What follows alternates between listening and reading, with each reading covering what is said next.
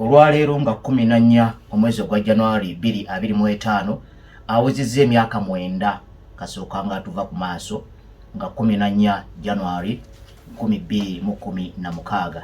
Mark Makumbi yali omu ku bakozi wano ku CBS era yali musajja nga akola emirimu egy'enjawulo nga tuli naye mu sports department naye nga bw'ayingira mu kola analysis ku nnyimba okusingira ddala ez'akadongo kamu nga wanjawulo ate ne bw'abanga yeetaagisa kukola oba mu kaliisoliiso ogenda okumuwulira nga yatuuseeyo dda bwe twagendanga oba kukola football commentary ogenda okuwulira nga yazze dda kwegamba yali versatile all rounder w'omukubisa kale nno awezezza emyaka 9 kasooka nga tuva ku maaso katumusabire omwoyo gwe Katonda agulamuze ekisa. Mu ngeri y'emu njagala n'okwebazaako ku baganda be omukulu William Mugagga ali e Bungereza ne omukyala Rosette Namagembe Serunkuuma ne bannaabwe abalala baganda baabwe bambi babaddewo ku lwa famire ya Mark Makumbi kubanga yaleka abaana babiri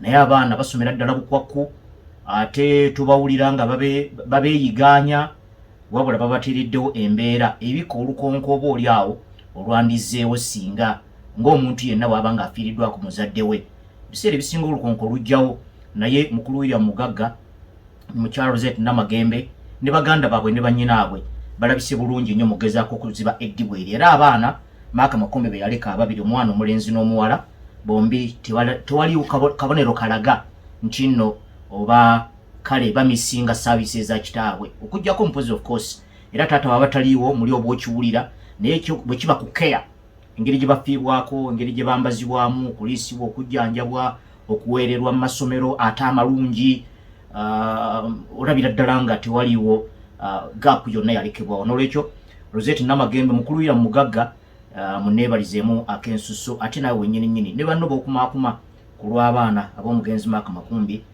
Katonda ayongere okubasobozesa okutuukiriza omulimu ogwo.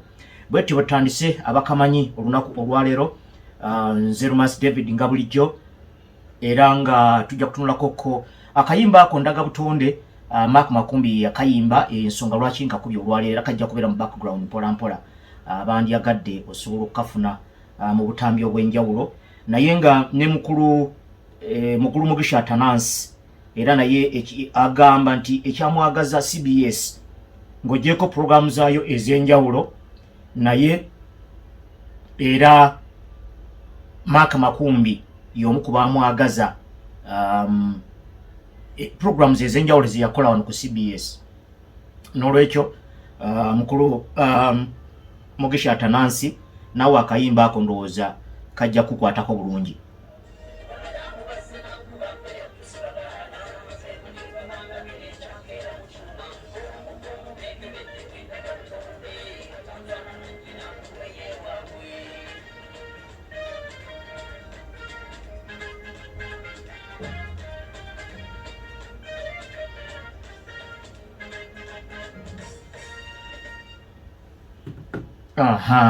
Bwakyo Mark Makumbi bwawonzise akayimba ako ndaga butonde makulu mangi ddala era bambi yali yakakakuba n'ava mu nsi naye nga kaali kajja kuba ka mugaso nnyo eri eggwanga lyaffe ku mbeera gye tulimu mu bulamu obwa bulijjo naye ate era ndowooza kandibadde kateekako ne kasente mu waleti ye. Mukulu gundi ndowooza nja kubuuzaako ku kojjange Kaziwe Kapo kubanga bwe twali mu bumbe lw'okusibula Mark Makumbi abayimbi ab'amannya okusingira ddala ab'akadongo kamu baavaayo ne boogera ebigambo ebirungi ne bateekawo n'enkola egamba nti oba oli awo banaasobola okwekolamu omulimu ne banoonya engeri gye batundamu ennyimba za Mark Makumbi oba n'okuziddamu kuba abayimbi bamanyi okuddamu ennyimba kasita wabeerawo entegeeragana ey'enjawulo.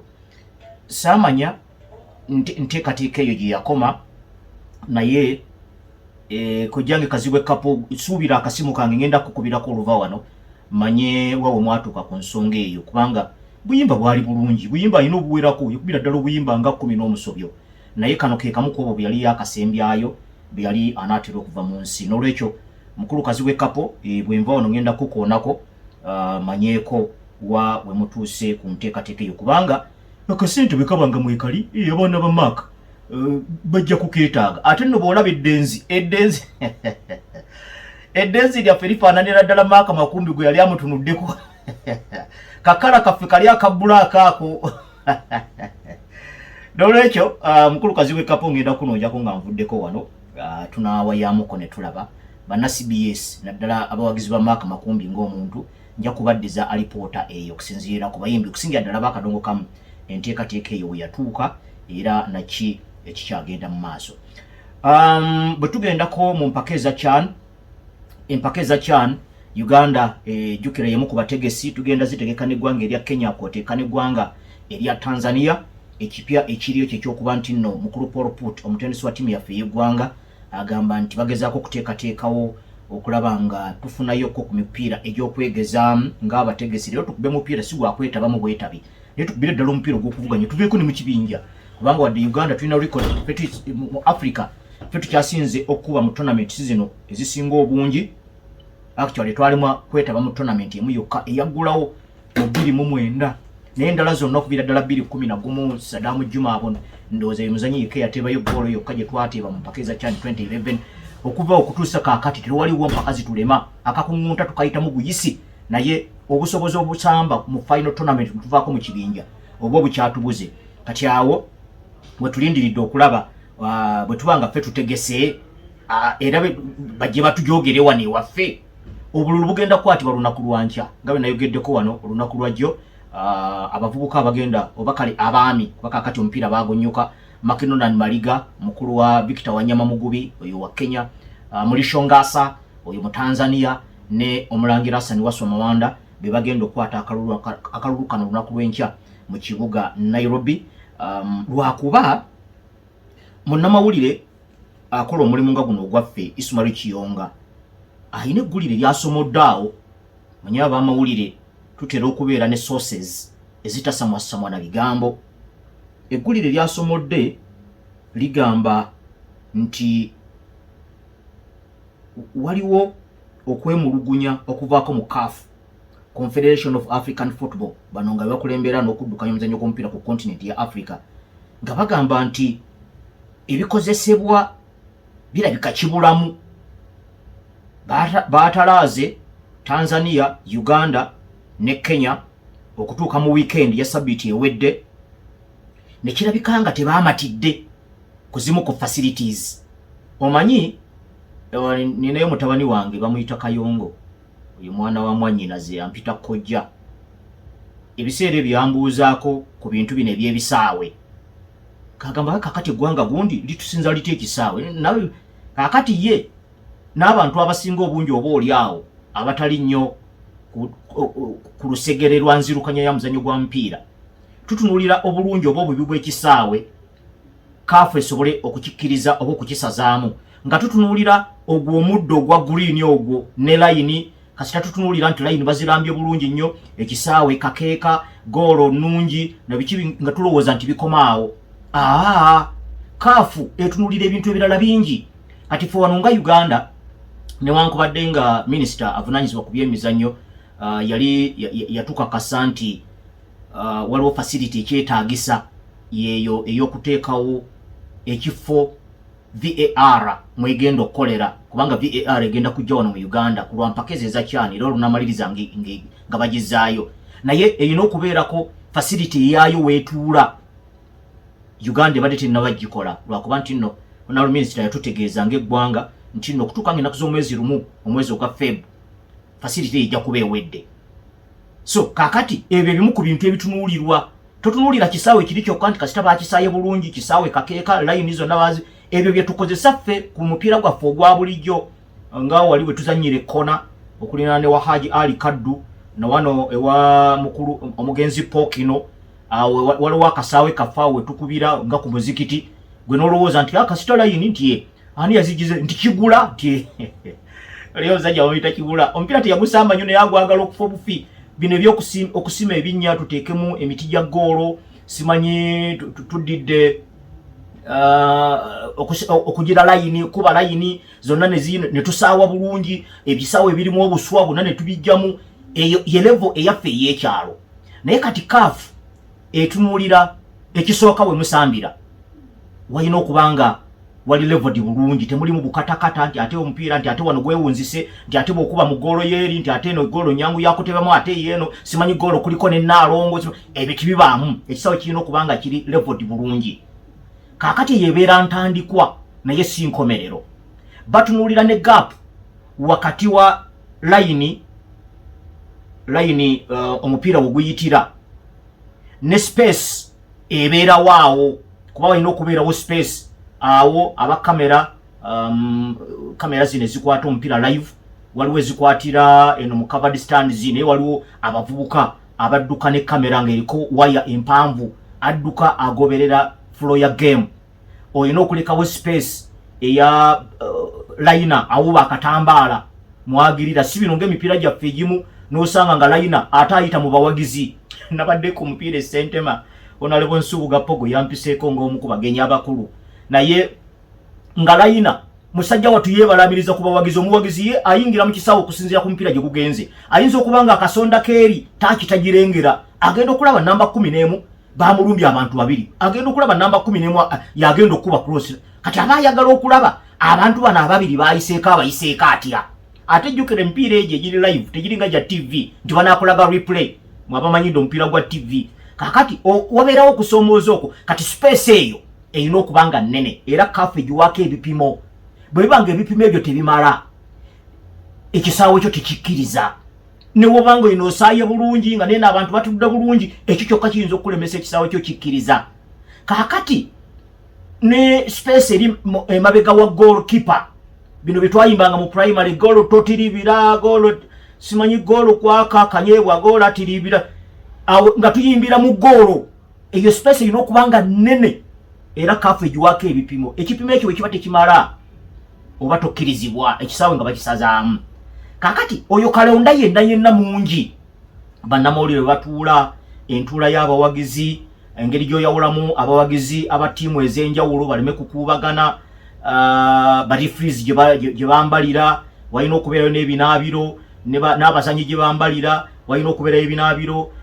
kwegamba oyo yenna kalonda ali mu kisaawe mungi ddala kakati ne bafuluma ekisaawe ne batunulira parking eri etya wabeerawo abakungu aba CAF wabeerawo abakungu abakulembera amakampuni agavugirira omupiira parking yaabwe erina okubanga erabika bulungi kati wovaawo batunulira emiryango gy'olina ku kisaawe girina okuleeta obujulizi obulaga nti senga wabeerawo obusambattuko mu kisaawe eddakiika zigenda okuwera wakati w'omunaana ku 10 ng'ekisaawe kikalu omuntu ayinza okwekanga omuguwa n'aguyita omusota kubamu akafaananyi abantu emitwalo 4 baatudde dda olinaga maama omusota olaba ogugumuka okubeeraawo abantu ne balinyagana ne batuuka n'okuttiŋŋana kati emiryango girina okugulwa abasobola okufuluma bafulume obujulizi businziira ku bugazi bwa miryango ne access ku miryango egyo kati yo kafu yeyina abakugu abapima ne bamanya nti ye wano ddakiika 8 wamma abantu baba baweddemu so si kugira bulyango ate bukukunike ate kiki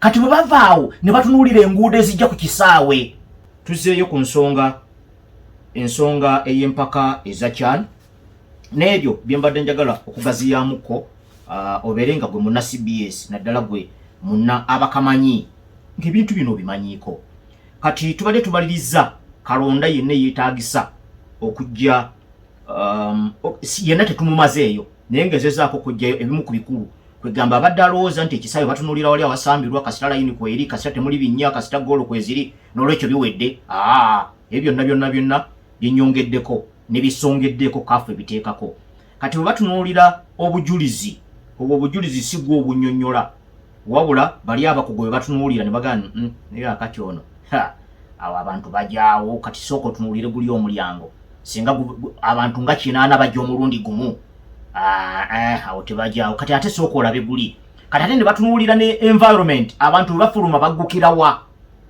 ekyo nakyo waliwo okugamba nti kakati abantu olufulumye ate waliwo bookya werudingi oba waliwo omwala omuntu adduse mu kisaawe adduse omusota gubakanze ate agenze gwa mu mwala gumukulugusiza gumutute kuleeka ekyoga kati ebyo byonna babitunuulira si bino nti ate oluvudde mu kisaawe abantu ate ali abadde agira ate bodaboda n'emukuba kati awo ebyo byonna babitunuulira eyo yonna safety ey'abantu kubanga abo baba bantu ba mupiira abakulembera omupiira FUFA CAF ne FIFA baba balinako obuyinza kati bavaawo batunuulira enguudo ezijja ku kisaawe eziva ku kisaawe nezeetoolodde ekisaawe.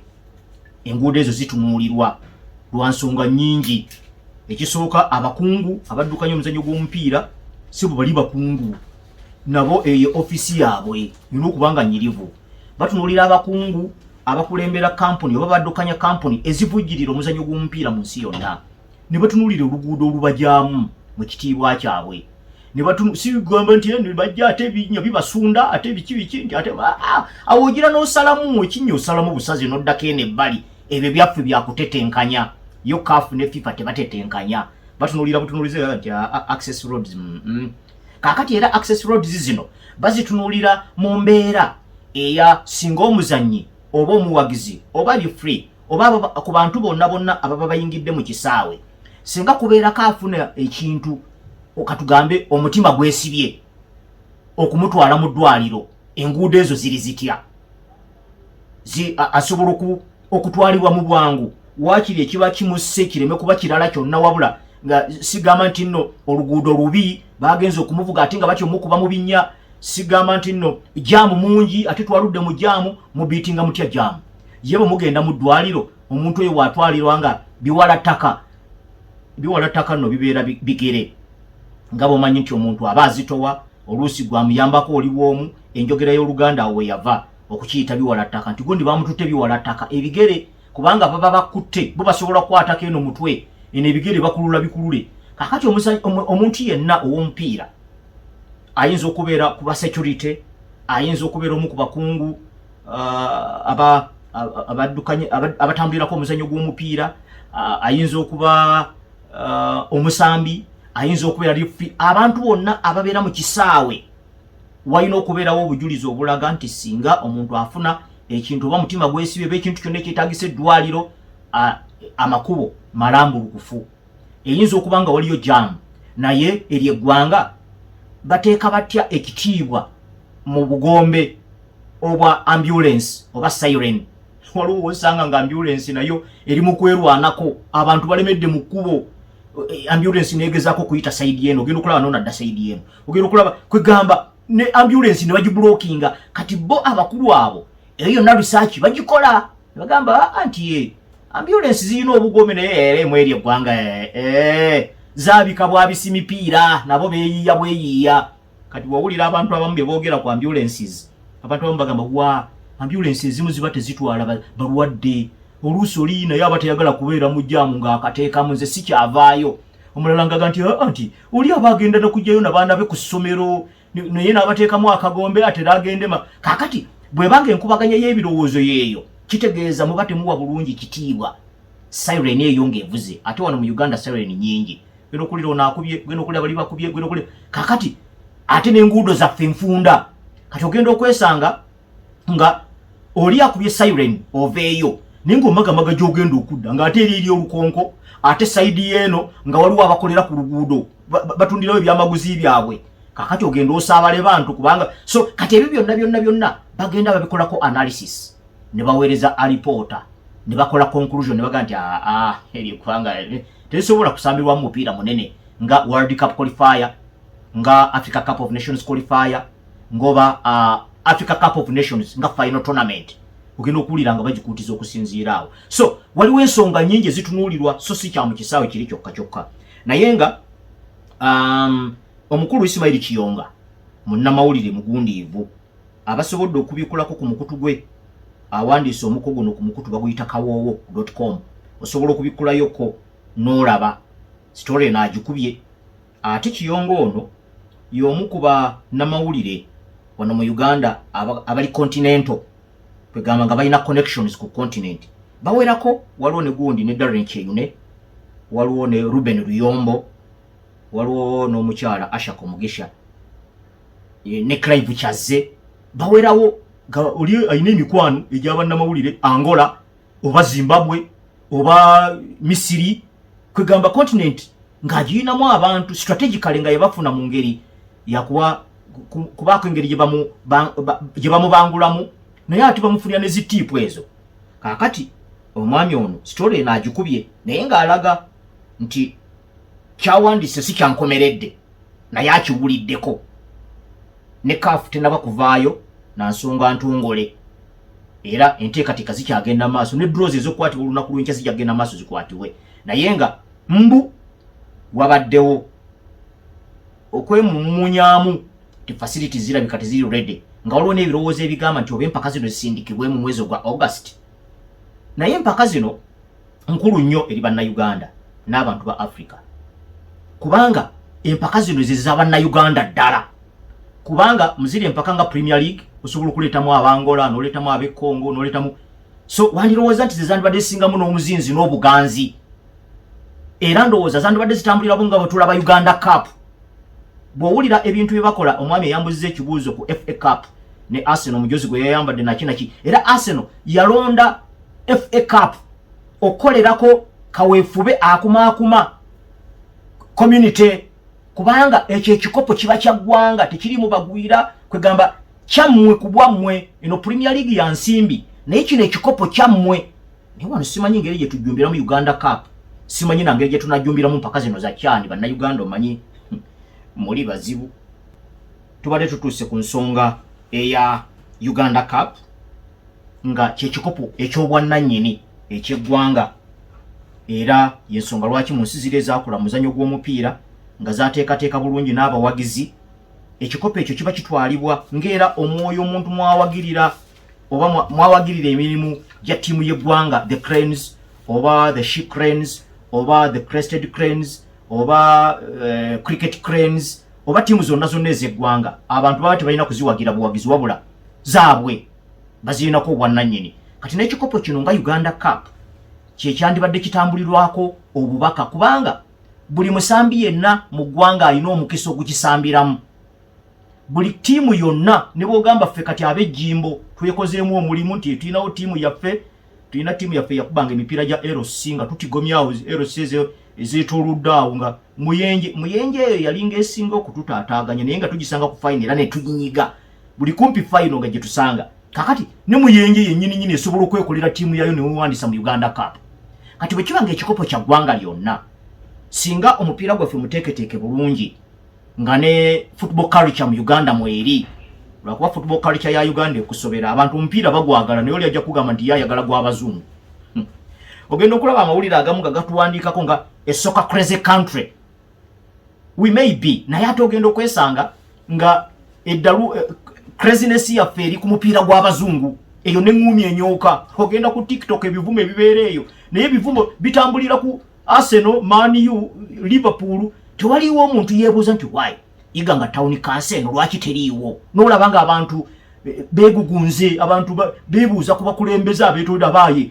ttiimu yaffe y'Amasaka LC yalagawa n'olaba nga abantu obuswandi buli ku bibanda n'eŋŋumi enyooka naye nga bakayanira Arsenal, Man U ebibwe bityo so omukwano tuguyina ku mupiira naye omukwano gw'abannayuganda gwo gwa njawulo naye mu mbeera bwe tutunuulira Uganda Cup eno omwoyo Bungereza gyetwalamu FA Cup yaabwe singa naffe bannayuganda gwe twali tulina wandyesanze ng'ebitongole ebiwerako bivujjirira empaka zino eza Uganda Cup kubanga singa tulina eyo football mindset ey'ekintu ekyaffe nga ojja kusuubira ne club kati fixture egenda maaso Bright Stars abatuuka ku fine za Uganda Cup 2019 bakyadde Yiganga bagenze kuzanya Yiganga Yanga yetendekebwa gundi Nathan Mutenza ex international Gaddafi eri mu kibinja kya Big League egenze eri gye bayite Padere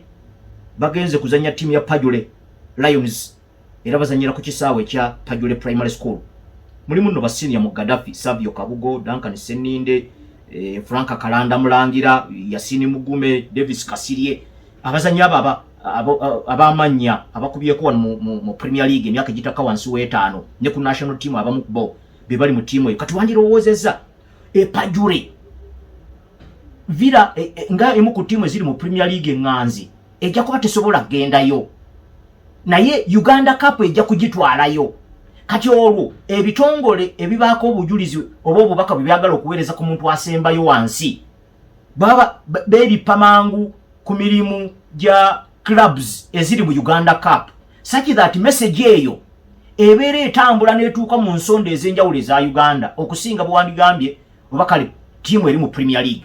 Kuba kati waliwo ebitundu mu Uganda nga tiwaliwo ttiimu eri mu Premier League. Premier League tulinamu ttiimu 16 zokka. Uganda egenda ddala paka eri Kalamoja, egenda paka egindi Kabale, egenda paka usanga ebitundu nga tewaliyo ttiimu eri mu kibinja ky'ababinywera. Kyokka ttiimu ziri 16 zokka. Kitegeeza ko tusobola kutambulizaako obubaka bwo eri omuntu wa bulijjo. Uganda Cup yandibadde ekikola. Naye munnange si bwekityo bwe kiri. Ndowooza FUFA gwe mwoyo lwaki Uganda Cup final egitambuza n'oli nti kakati final zigenda kubeera Bunyoro, n'oli nti kakati final zigenda kubeera Arua, n'oli nti final zigenda kwegamba olw'okuba nti ekyo kyalema okujja eno mu club zaffe kikola. Abawagizi babeere nga bali mu mugongo gwa club yaabwe. Club tezikoze kimala n'abawagizi nabo bali mu malala gaabwe, bali mupiira gw'abazungu na biki. Ate munna ensi ya ddembe, togenda bakaka, tewali miggo, togenda basasula kuba nawe zobasasula tozirina. Kati ogenda okwesanga tuli mu katwako. Message yandibadde etwalibwa Uganda Cup netatwalibwa nga bwe tulaba FA Cup bwetambuzaamu messages ez'enjawulo nga bwe twayogedde ku Arsenal, bwe twayogedde ku Aston Villa ne clubs endala engeri gye zikikolamu.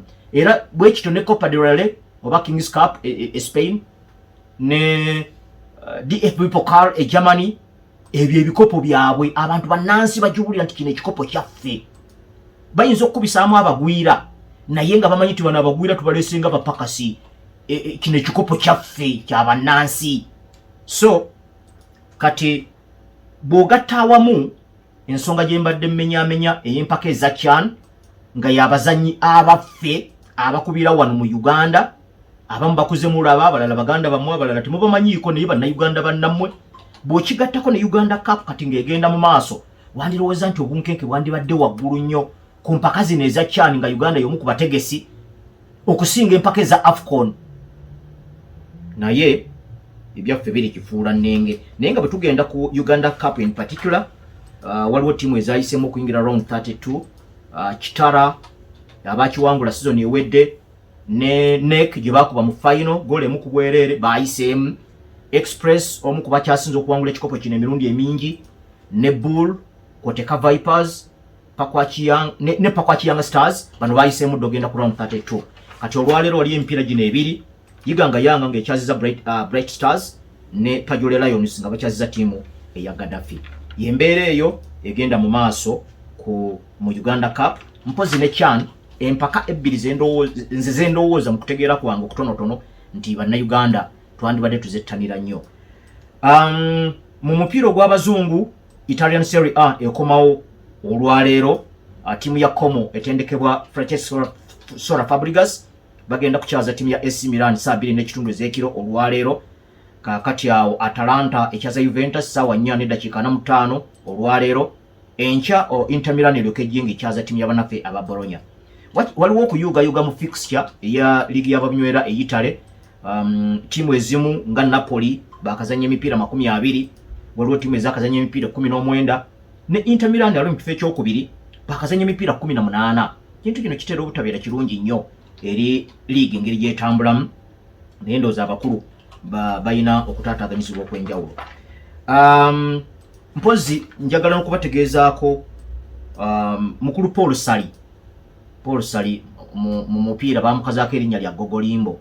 Yafiiriddwa sisita we, musajja aludde mupiira okumala ebbanga. Kati omu ku bakungu abatambulirako omuzannyo gw'omupiira ogw'abaana abawala abasamba omupiira ogw'ebigere, era omupiira yagusamba n'agunoza mu ttiimu ya Simba ne mu ttiimu ya KCC ne ku ttiimu y'eggwanga the Cranes, era yakwata ne goolo mu Africa Cup of Nations ekyali ebyafaayo eri Uganda lwe twatuuka ku luzannyo olw'akamalirizo mu 1978 nga tutendekebwa omutendesi Peter Oke. Era ne mu qualifier ebintu byali bizibu ddala. Abasajja aba Ethiopia baali batulemesezza ku match esembayo oqualifying ogenda mu Nations Cup 1978. Era waliwo obusajja bwali butujjiramu, akasajja baali bakayita ka Solomoni. Kakati Tom Lwanga yali mu baaka agenda zaayo baaka pass etamala, kazi ka Solomoni kaamulabye, omupiira kaali kagubbira mu kkubo n'asooka akasuka enjegere n'akayoola. Bwe yakayoola bifu n'abikkawo penalty eyo Paul Sali n'agijjamu. era yensonga lwaki twayitamu okugenda mu AFCON eyo. Ate bwe twagiraawo okusamba mwawo Edward Semwanga sikwegenda bakuba enkota wali header 2-1 Uganda neyitamu okugenda mu AFCON eyo akyali ow'ebyafaayo.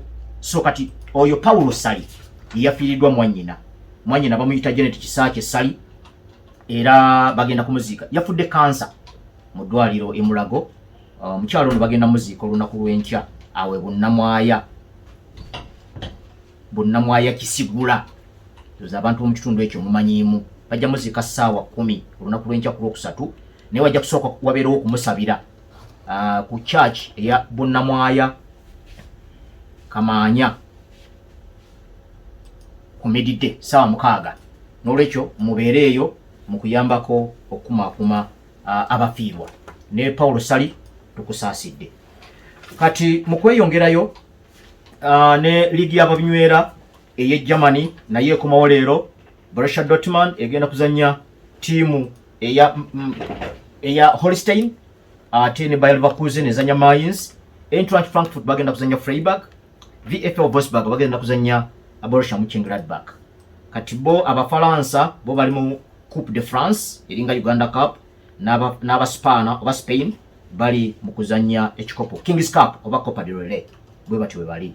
Kati wetuvaako mu bubaka kati jate tulabe Premier League emipiira egiri olwaleero. Ligi ya Bungereza mu kudda esigadde emipiira 18 ligi ekomekerezebwe.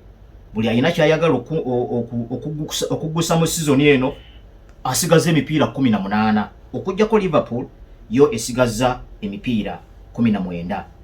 Liverpool yekulembedde abagivuganya Arsenal ne Nottingham Forest basibaganye. Liverpool basinza points 6 naye ekyabuzayo omupiira gwabwe gw'eggolu gwe batandaba kuzanya Everton kitegeeza bwe baguwangula Liverpool ebesinga Arsenal ne Nottingham Forest abasibaganye mu kifo ekyokubiri points zijja kubeera 9. Era mu mbeera yemu Liverpool esinga Chelsea obubonero 10. Chelsea kubajjukira eri mu kifo ekyokuna bwe neewangula omupiira gwayo ejja kubebalika ku points 13. Manchester City nga nantamegwa w'ekikopo oyo naye Liverpool amulese ekimala amulese points 12 namba naye bw'anaawangula omupiira gwe ogw'eggolu zijja kubeera points 15. Ekiba kitegeeza nti Liverpool weeri okutuusa kaakati wakyaliwo akabugumu. Bw'ovaawo tugenda kuddayo okwebuuza ebibuuzo eri clubs ezigenda okuzanya n'okutandika olwaleero. Waliwo ezijja okuzanya olunaku lw'enkya endala zijja kuzanya lunaku lwakuna. Ate tebijja kukomaawo ne weekend abazanye leero ate bajja kudda mu nsiike bazanye. N'olwekyo sabbiiti yakanayo kyani naddala nga tuva mu sabbiiti eyabaddemu cup tournaments e Bungereza mwabaddemu Carabao ne FA Cup. Kaakati tuddayo mu liigi bagibapiika mu wiiki emu oyinamu emipiira 2 gizitowa points 6 zigenda kukutuusaawa kwebyo ebigendererwa byoyina mu season ennamba. Arsenal yo ezanya nkya ku Lwokusatu bazanya Tottenham Hotspur.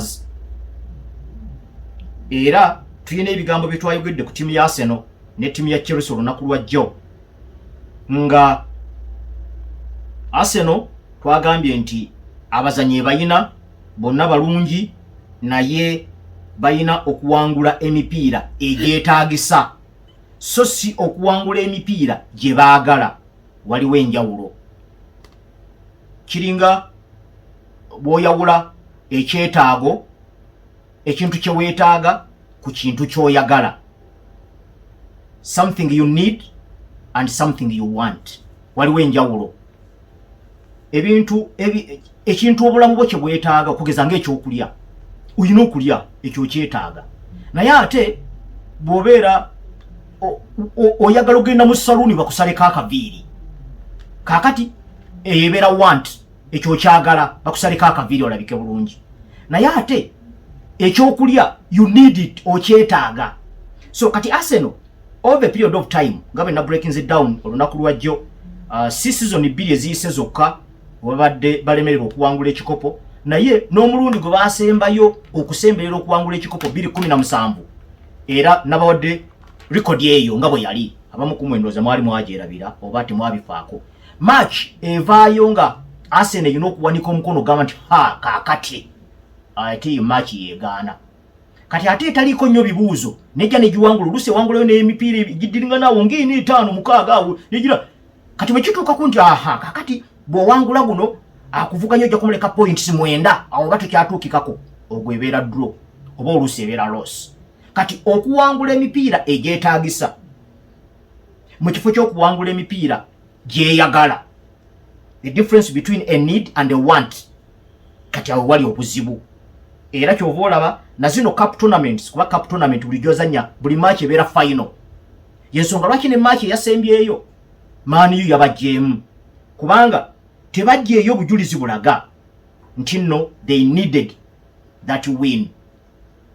Obujulizi obwenkukunala so si ebyokubyogerako obwogezi, naye obujulizi obwenkukunala bwabadde tebumala. Kati bw'ogamba nti ate gundi n'alemwa goolo, ebyo byonna bitegeeza muganda wange Katobeeka yagambye nti anti tetuyina 9, kati abo ababaddemu be balina okulaga you need that win. Kiringa yensonga lwaki ngezeza a need ne a want. A need ekintu oba okyetaaga, a want ekintu oba okyagala. Osobola okwagala ekintu oyagala gendako mu kidongo naye oyinza obutagenda tofa, naye you need a meal oba olina okufuna ekyokulya olunaku. Bw'oba omulwadde weetaaga ogenda mu ddwaliro, so awo kyeweetaaga ne kyoyagala webifunira enjawulo. Kyeweetaaga oba olina okukikola oba otya. Kati ate tosobola gamba nti ate ne Declan Rice yabadde ayabudde goolo n'emulema. Awo oba teweeyisizza ng'eyeetaaga oba weeyisizza ng'ayagala. Okwagala osobola okubeerawo nakyo nga tokikoze, n'ekyo weetaaga tosobola kubeerawo nga tokikoze. Kakati awo otwalabidde mu birowoozo byange n'ebyo wendabira Arsenal engeri gyebadde yeeyisaamu, era ejja kusoomoozebwa nnyo emipiira gino 18 egiddako. Chelsea nagyogeddeko nga ttiimu eyina esamba paka mu gear number 2. Mwabamanyi ebyebidduka mukimanyi nti gear number 1 yesinga amaanyi. Kati woba okuma ku gear number 2 kitegeeza waliwo ebisigala nga bibuuza ebibuuzo. Abavuga mu emmotoka oba oli awo ndowooza ne pikipiki, number 1 yemugirina, naye ffe abaakulira ku bugaali ery'ejjimbo number 1 y'eggaali kwe kutambula.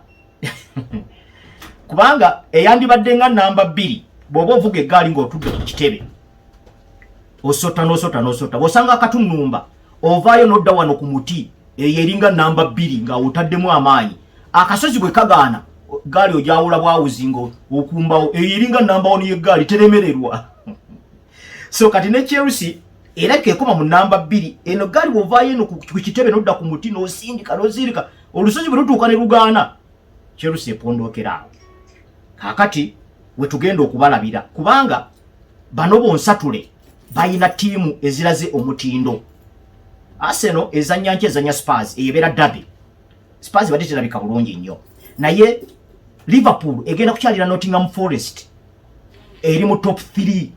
Nottingham Forest ye ttiimu yokka yakakuba ku Liverpool mu Premier League, yabakubira na ku Anfield. Kati Nottingham Forest eri waka, ekibuzo kiri awo. Chelsea egenda kuzanya FC Bournemouth, naye nga ndowooza Arsenal ebeesaba Nottingham Forest ekube Liverpool. Kati yo Arsenal wangule enkya, Nottingham Forest yo osobola ogifubutulako, naye Liverpool bw'omuleka n'agenda ku points 9 nga bw'awangula match eddaka akuleka points 12 aba agenze wala. N'olwekyo awo tugenda okulabira emipiira y'olunaku olwaleero.